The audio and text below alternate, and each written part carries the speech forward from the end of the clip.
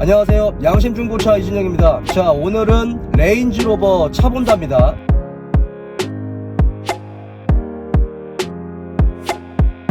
오늘 제가 봐드린 차는 레인지로버 4세대 5.0 SCAB입니다 2016년식의 12만 킬로 완전 무사고 차죠. 개인 거래를 하시려고 하셨고 저한테 차 본다를 의뢰하셨어요. 그래서 제가 차주분이 있는 경기도로 와서 제가 차 상태를 확인했습니다. 이제 의뢰자분하고 같이 동행을 해가지고 차 상태를 확인했고 카센터에 가서 이제 언더카바 다 내려서 구석구석 살펴본 다음에 말씀을 드렸고요. 그 내용을 같이 보면서 다 설명을 드렸습니다.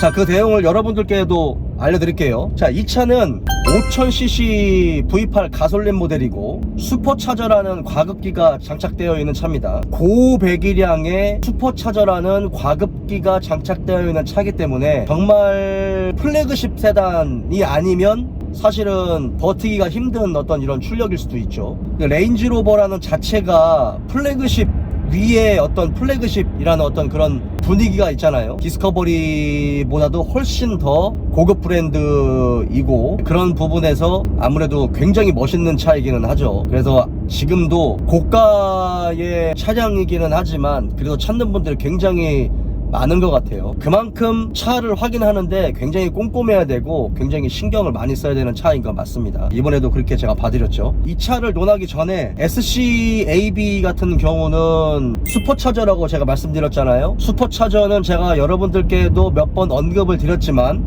자동차에는 과급기라는 게 있고 과급기의 대표적인 건 터보차저 그리고 슈퍼차저라는 게 있다라고 말씀드렸습니다. 이제 지금은 터보차저라는 과급기를 훨씬 많이 사용하고 슈퍼차저는 거의 사용하지 않는 추세로 나와요.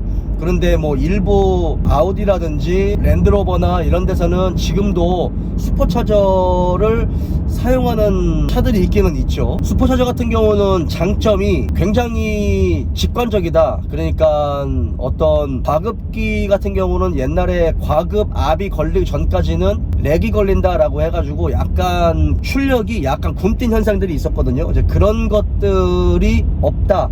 뭔가 조금 더 직결감이 있다 라는 그런 장점이 있죠. 그래서 예전에는 이렇게 많이 사용을 했는데 지금은 슈퍼차저는 거의 사용하지 않는 과급기가 됐죠. 왜냐하면 무게가 무겁고 터보차저 대비 부피가 크고 무게가 무겁고 그 다음에 과급을 시키는 토크의 곡선이 이게 터보차저보다 조금 토크가 조금 딸리는 고속의 영역에서 약간 그런 부분이 있어요.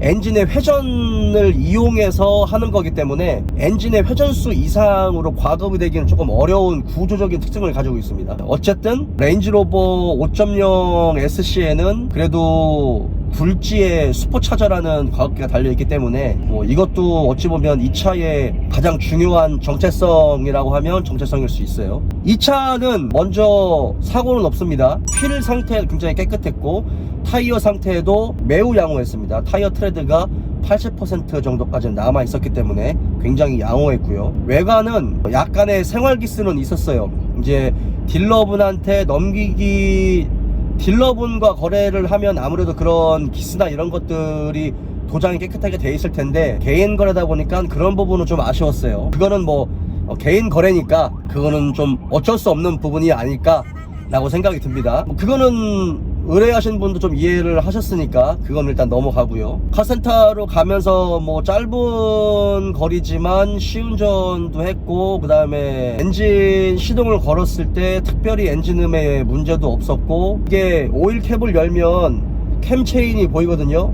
그 다음에 캠 스프로켓도 일부 보이고 그런 부분에서 차주분이 한 7000km마다 엔진 오일을 교환하셨기 때문에 엔진 소리도 굉장히 좋았고 실내 상태도 매우 양호했습니다. 카센터에 가서 떴어요. 그래서 언더카바를 다 내렸습니다. 언더카바가 3개가 있는데 그걸 전부 다 뜯어서 내려서 확인했어요. 먼저 양쪽 로어암은 볼 조인트까지 다 교환이 돼 있었고 텐션 스트러 쪽에 고무 부싱도 굉장히 양호했습니다. 고무의 틀어짐이나 이런 것들도 없었어요. 그리고 스테빌라이저 그 앞에 부분이 너클함하고 연결되는 그 부분이 있는데 그 부분의 고무도 상당히 양호했습니다. 그래서 앞쪽에는 뭐 특별히 이 각종 압류라든지 아니면 어퍼함이나 그런 부분에서 잡소리나 이런 것들은 전혀 느끼지 못했어요. 고압호수 쪽에서 누유가 있었습니다. 그래서 고압호수 2개는 누유가 있어서 교환을 하셔야 될 것 같고, 차의 단점이라고 하는 뭐 누수나 이런 부분들 있잖아요. 그 아울렛 파이프 쪽에 누수나 그 다음에 워터펌프 쪽에 누수 이런 것들도 없었어요. 근데 한 가지 아쉬웠었던 건 오일 쿨러 쪽으로 들어가는 오일 쿨러하고 엔진 안으로 들어가는 그 냉각수 라인의 아울렛 파이프, 냉각수 아울렛 파이프는 그건 개선된 부품이 안 들어갔어요. 물론 지금 그게 망가져 가지고 누유가 된 흔적은 없었어요. 그 파이프가 원피스로 만들어져 가지고 개선이 됐거든요. 왜 그러냐면 제가 예전에도 말씀드렸지만 그게 양쪽에 그 플라스틱이 이중 열접합으로 돼 있어요. 딱 요렇게. 그래서 그 열접합으로 된 그 부분이 오랜 시간 이 장기적인 열에 노출이 되면 그 부분에서 누수가 많이 생긴다. 그리고 그 파이프가 상하 파이프가 있거든요. 바깥쪽에 들어가는 파이프가 있고 안쪽에 들어가는 파이프가 있는데 이번 차 같은 경우는 한 번도 교환을 안 하셨기 때문에 그냥 원래 개선되지 않은 부품이 들어갔어요. 그거는 지금 문제는 없지만 나중에 개선된 부품으로 교환을 하시면 됩니다. 그 엔진 뒤쪽에 보면 히터 파이프가 들어가요. 히터 파이프도 이중 열접합으로 되어 있어요. 걔도 잘 터지는 파이프 중에 하나입니다. 그래서 걔도 나중에는 교환을 하셔야 되는데 지금 그 부분에서 누수는 없었어요. 그리고 워터펌프 쪽에서의 누수도 없었고, 텐션 베어링 2개, 아이들링 베어링, 그 다음에 댐퍼 풀리 쪽에서의 손상이라든지 이런 것들도 없었고, 버펠트도 괜찮았습니다. 이 차 같은 경우는 미세누유는요, 그냥 그 오일 필터 하우징 있죠? 오일 필터 하우징 쪽에서의 약간 기름기는 묻어 있었는데 그거는 오일 교환하면서 필터를 빼는 과정에서 약간의 그냥 기름기가 묻어 있었던 것 같고, 그 안쪽까지 사실은 잘 안 보여요. 내시경으로 보이지 않는 이상은 안쪽까지 보이지 않습니다. 최대한 제가 구석까지 보려고 노력을 했는데 뭐 그쪽에 이렇게 누유나 누수되는 부분은 없었어요. 그리고 제가 예전에도 말씀드렸지만 그 V홈 있잖아요. V블럭 홈의 깊이가 굉장히 깊다. 그리고 그 안쪽에 그 오일 필터 하우징도 있고, 그 다음에 뭐 오일 쿨러도 있고 오일 세퍼레이터도 있고, 그 부분을 바깥에서 확인하기는 어렵다. 그런데 안쪽에 누수나 누유되는 것들이 많이 고여 있으면 바깥쪽으로 흘러나오는 그런 것들로 볼 수 있거든요. 이 차는 그런 건 없었어요. 왜냐면 떠가지고 뒤쪽에서도 제가 봤거든요. 근데 이제 그 부분은 없었습니다. 근데 아쉬웠었던 점이 있어요. 약간 누유가 있어요. 요거는 차주님도 몰랐었던 부분인 것 같은데, 크랭크 샤프트 리테이너에서 누유가 있어요. 이 차의 고질적인 부분, 뭐 레인지로버, 랜드로버 차량들의 고질적인 부분 중에 하나가 크랭크 샤프트 리테이너입니다. 크랭크 샤프트 리테이너를 교환하기 전에 그 앞쪽에 이제 그 케이스가 있는데 그 케이스 쪽에서 새는 그런 경우들도 있고, 크랭크 샤프트 케이스 쪽에서 새는 경우들도 있고, 리테이너에서 새는 경우들도 있는데 이건 어쩔 수 없어요. 요거는 다 뜯어보는 수밖에 없죠. 근데 그걸 하려면 미션을 분리해야 돼요. 미션을 내려야 그걸 확인할 수 있기 때문에 그 부분은 그냥 크랭크 샤프트 리테이너에서 샌다, 그 부분을 아예 그냥 교환을 해야 된다 라고 판단했습니다. 그래서 그거는 보여드리고 말씀을 드렸어요. 리테이너에서 샌다라는 걸 확신할 수 있었던 이유는 제가 아까 설명드렸었던 하부를 떠봤을 때, 떠보고 언더카바를 완벽하게 내렸을 때 엔진 뒤쪽을 보면 히터 파이프가 들어가는 그 부분이 있고, 그 밑에 V블럭 쪽으로 누유나 누수가 많이 되면 그쪽으로 흘러서 내려오거든요. 그러면 미션 케이스 상부부터 타고 흘러서 이렇게 내려와요. 근데 이 차는 그 부분이 깨끗했어요. 딱 밑에서만 오일이 고여 있었기 때문에 판단할 수 있었던 겁니다. 그리고 사륜 트랜스퍼 케이스에서의 아주 미세한 미세 누유는 있었습니다. 그런데 요거는 굳이 작업을 안 해도 될 정도의 미세누유예요. 그리고 이 차 같은 경우는 4륜 트랜스퍼 케이스를 한번 내렸어요. 작업을 한번 했습니다. 왜냐하면 실링이 달라요. 예. 좀 더 꼼꼼하게 하신다고 실링도 굉장히 두껍게 칠했고, 바깥쪽으로 삐져나온 실링도 잘 펴 바르셨어요. 근데 어쨌든 16년식에 12만 킬로 탔는데 4륜 트랜스퍼 케이스를 뜯어서 수리를 했다? 수리를 한 건 무조건 잘한 겁니다. 왜 수리를 했는지까지 우리가 알 필요는 없어요. 한 가지 미션하고 4륜 트랜스퍼 케이스하고 딱 맞물리는 부분 있죠. 그러니까 보통은 어디서 오일이 새냐면 4륜 트랜스퍼 케이스가 딱 이렇게 양쪽으로 접합되는 부분, 그쪽에서 보통 오일이 잘 새거든요. 근데 이 차는 기름기가 묻어있는 부분이 미션하고 4륜 트랜스퍼 케이스가 딱 접합되는 그 부분, 리테이너가 들어가는 그 부분에서의 기름기가 묻어있었어요. 그래서 그거는 나중에 어차피 크랭크샤프트 리테이너를 교환을 하게 되면 미션을 내려야 되니, 미션을 내린 김에 4륜 트랜스퍼 케이스 쪽에 있는 리테이너나 실도 같이 교환을 하는 게 좋을 것 같다 라고 말씀을 드렸습니다. 2년 정도 전에 이 차주분이 앞대우 뒷대우 4륜 트랜스퍼 케이스 오일하고 뭐 미션 오일이랑 이런 걸 다 교환하셨기 때문에 사실 엔진 오일 말고 일반 오일 같은 경우는 지금 당장 교환하실 필요는 없을 것 같아요. 왜냐면 많이 타봐야 뭐 한 3-4만 킬로 정도 밖에 타지 않았을 것 같으니까 그 부분은 지금 당장 교환할 필요는 없다고 말씀드렸습니다.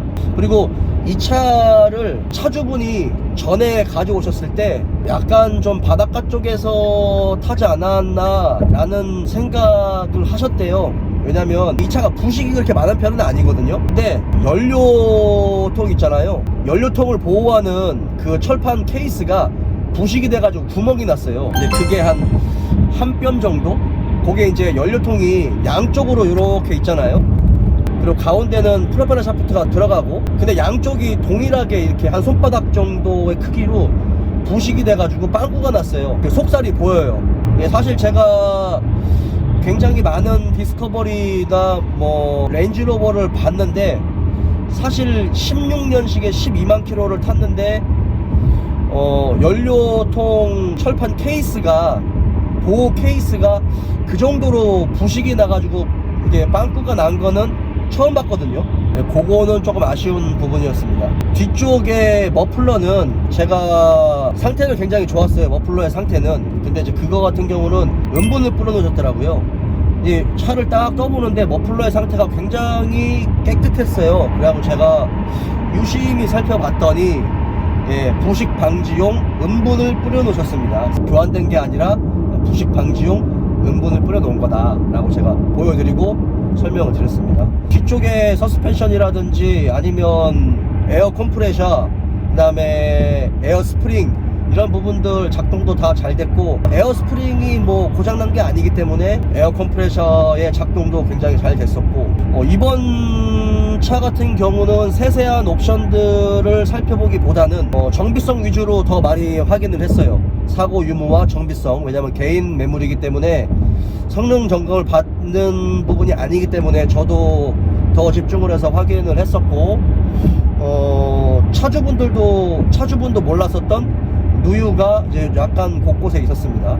진공 펌프 쪽에서의 누유는 없었어요. 누유가 여러분들이 생각하는 것처럼 누유가 뭐 전혀 없을 수는 없는데, 그래도 뭐 몇천만 원을 주고 사는 사람 입장에서는 누유나 누수 이런 것들이 사실은 없는 게 좋잖아요. 근데 어떤 차든 고질병이 있게 마련이고, 아무리 관리를 잘 했다 하더라도 요게 약간 시기적으로 맞아떨어졌을 때는 누유나 미세 누유가 생길 수 있는데, 특히 유럽 차들이나 독일 차들 같은 경우는 복잡한 구조로 되어 있고 조금 더 국산차나 일본 차들보다는 조금 더 약해요. 가스켓 부분이라든지 요거 정비하시는 분들은 아실 거예요. 유독 약해요. 그리고 열이 조금 많은 부분이기 때문에 그 부분에서도 좀 불리하지 않을까. 이 차도 제가 앞서 설명했었던 고질적인 부분에서의 누유와 미세 누유는 있었습니다. 그런 것들 전부 다 제가 눈으로 확인시켜 드려서 일일이 하나씩 보여드리고, 언제 수리를 해야 될 것 같고 대략적인 비용은 어느 정도가 될 것 같다 라는 부분까지도 뭐 대략적으로 설명을 드렸고, 차주분하고 저한테 의뢰한 의뢰자분도 전부 다 인지를 하셨습니다. 오늘 레인지로버 차본다 영상은 여기까지입니다.